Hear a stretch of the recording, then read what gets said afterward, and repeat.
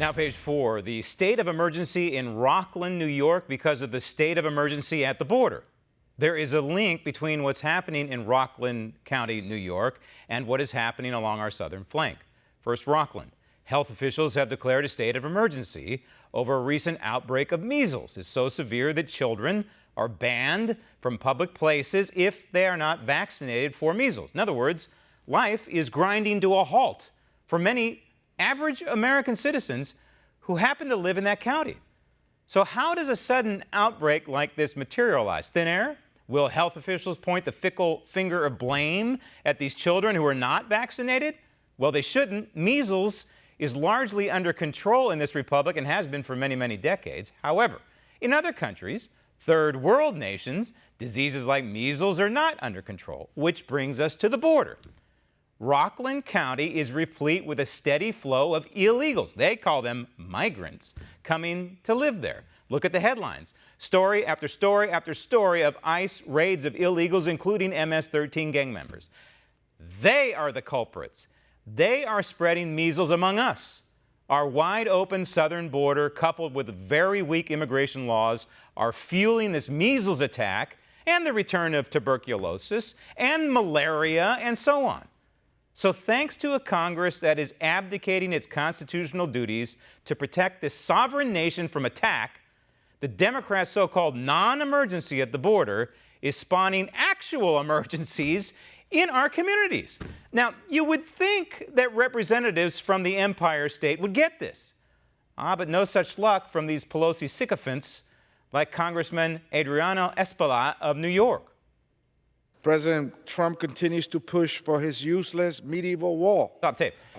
Useless is an interesting word because if you talk to the border agents, Congressman, if you happen to travel to the other side of the country, and of all places, at the foot of California, down there south of San Diego, there is a double-layer fencing down there, and these border agents will tell you that it's not useless at all. In fact, it is the most secure portion of our southern border because it now has double-layer fencing. It's not 100%. Nothing is 100%.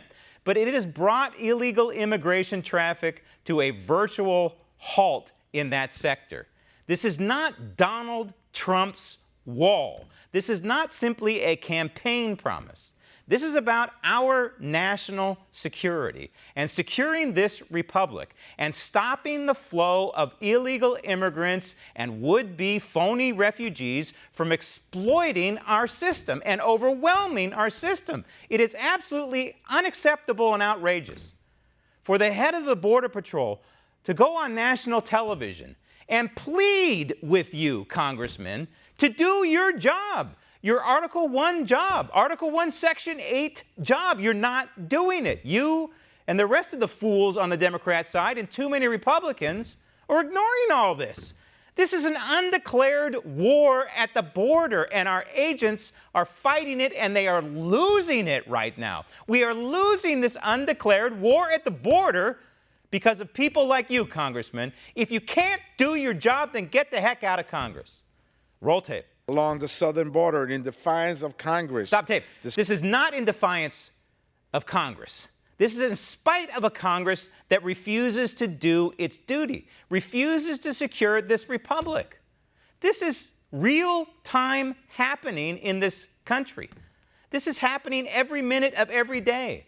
The last numbers we had from the Border Patrol was 2,000 apprehensions a day, but now it's spiking. Those numbers are probably doubling right now. Why? Because the weather has improved and the green light is flashing. All the news coverage is great about what's happening at the border, and it's letting the American people know, but unfortunately, it's also a giant advertisement to these would-be refugees who want to breach our sovereignty, and they are. Roll tape. Despite a bipartisan vote in the House of Representatives. You know, this is the problem, this bipartisan vote he's talking about. The problem is these Republicans that voted along with this lunatic from New York and Nancy Pelosi and Maxine Waters and Al Green and Chuck Schumer, by the way, in the United States Senate, and all the other radicals in Congress right now, the Republicans who voted to override the veto of the President of the United States. They are now on record voting with these people, voting for open borders, voting for crime, voting for MS-13, voting for the destruction of the civil society. Want to see more videos like this? Click on the link below and subscribe to One America News on YouTube, and call your cable provider and kindly demand that One America News is added to your lineup. Call and subscribe today.